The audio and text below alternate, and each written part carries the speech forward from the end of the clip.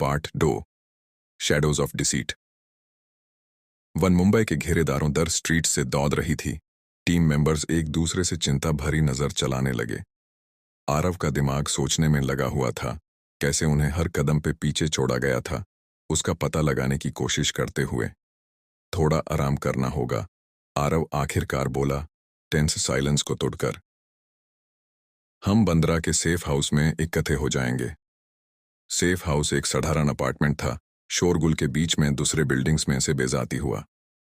वो सुबह के दामान के वक्त पहुंचे, जब शेहार के पहले किराने ने उस पर सोना जैसा रंग बिखरा दिया। अंदर आरव ने तुरंत अपना लैपटॉप सेट किया, फैसला करके कि उन्हें पता करना है कि उन्हें धोखा किसने दिया था। चलो सब कुछ डिटेल में देखते हैं, उन्होंने कहा, शांति ज्यूल्स का ब्लूप्रिंट और सिक्योरिटी फुटेज को दिखाते हुए। कुछ तो हमसे छूट गया होगा। नेहा, उनकी धरना कमजोर होने के बाद, उनके पास टेबल पर जोड़ी। मैं फीड्स फिर से चेक करूंगी, शायद कोई हिंट छूट गया हो। जब टीम एक साथ बैठी, उनके आंखें स्क्रीन पर चिपकी थी। प्रीति का फोन एक मैसेज से गुड़गुड़िया। उसने देखा, उसका चेहरा फीका पड़ गया। यह एक वीडियो है, उसने कहा, उसकी आवाज कांप रही थी।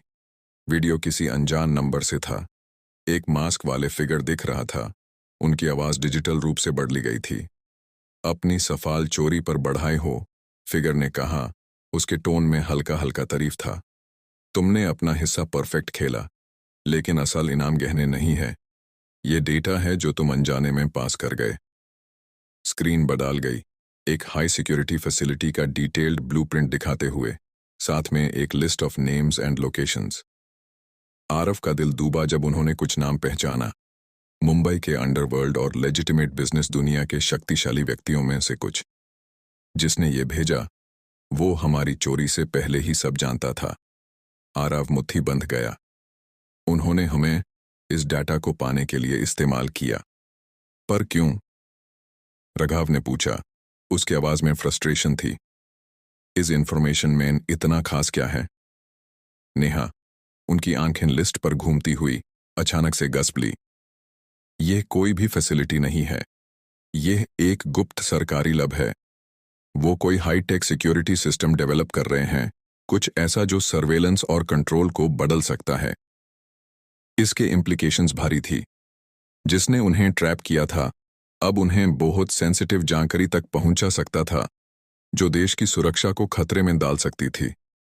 टीम अनजाने में एक बड़े खेल की शिकार बन गई थी। हमें यह जानना होगा कि इसके पीछे कौन है, आरव ने कहा। उनका फैसला तय हो गया। और हमें यह डेटा वापस लाना होगा। पहला कदम था वीडियो के सोर्स को ट्रेस करना। आरव और नेहा ने मेहनत करने लग गए, उनके उंगलियां कीबोर्ड पर तेज से घूमती हुई। घंटे बीते टेंस मौन में जब आरव एक ब्रेक थ्रू पाया। ये एक पुराने वेयरहाउस से आ रहा है, नवी मुंबई में, उन्होंने कहा, टीम को मैप पर लोकेशन दिखाते हुए। हमें वहां पहुंचना होगा इन्हें डेटा हटाने से पहले। टाइम वेस्ट करने के लिए कोई समय नहीं था। टीम तैयार हुई वेयरहाउस जाने के लिए। उन्होंने अपना समन चेक किया, ये देखते हुए कि वो जो भी उनके लिए तैयार हैं। नवी मुंबई की यात्रा टेंस थी।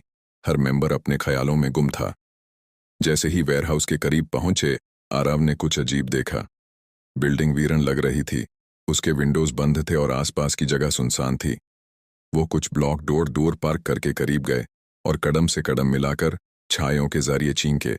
अंदर वेयरहाउस एक मशीनरी और धूल भरी कॉरिडोर्स का भूल भुलाया था। हवा गंदगी और डिके की खुशबू से भरी थी। आरव ने रास्ते दिखाया, उनके सेंसेस तेजी से एक्टिव थे। उन्होंने सिग्नल को एक रूम के लिए फॉलो किया बिल्डिंग के डोर तक। रूम अंधेरा था, एक ही कंप्यूटर स्क्रीन की हल्की रोशनी में। आरव धीरे से आगे बढ़ा, उनका दिल धड़क रहा था। उन्होंने कुछ कीज तब किया और स्क्रीन जीवित हो गई। एक से हम करीब हैं, उन्होंने कहा। एक फ्लैश ड्राइव को डेटा डाउनलोड करने के लिए प्लग किया। लेकिन जब फाइल्स ट्रांसफर होने लगे, वेयरहाउस के अंदर फुटस्टेप्स की आवाज आई। छुप जाओ, आरावश किया और टीम अपने जगह जगह गई। मशीनरी के पीछे छुप गई। एक ग्रुप आर्म्ड लोग रूम में आया। उनके लीडर एक लंबा और भयानक फिगर था, जिसके चेहरे पर एक निशान था। वो रूम को स्कैन कर रहे थे। उनके आंखों को बैंड करने के वक्त कंप्यूटर को देखा। पेरीमीटर चेक करो, उन्होंने कहा। उनकी आवाज थांदी और अधिक क्षणशील थी। यहां कहीं है ये लोग। टीम ने सांस रोकी, बिल्कुल भी हलचल नहीं की। आरव ने देखा प्रोग्रेस बार कंप्यूटर पर ट्रांसफर के। उन्हें अभी पता नहीं चलता था कि उन्हें अभी पता चलना चाहिए।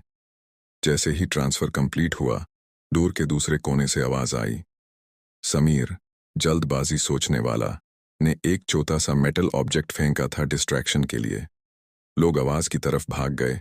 आरव को मौका मिला फ्लैश ड्राइव को लेते हुए।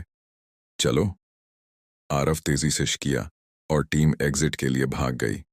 वो वेयरहाउस से दौड़ रहे थे। उनके पीछे फुटस्टेप्स और शाउट्स की आवाजें थी। जब वो धरती पर निकाल आए, नेहा ने नजदीक एक सर्विस ट्रक देखा। यहाँ में, उसने कहा, और वो ट्रक में चढ़ गए। दरवाजे बैंड कर दिए जैसे ही आर्मेड लोग एंट्रेंस तक पहुंचे। ट्रक ने आवाज की और वो तेजी से भाग गए।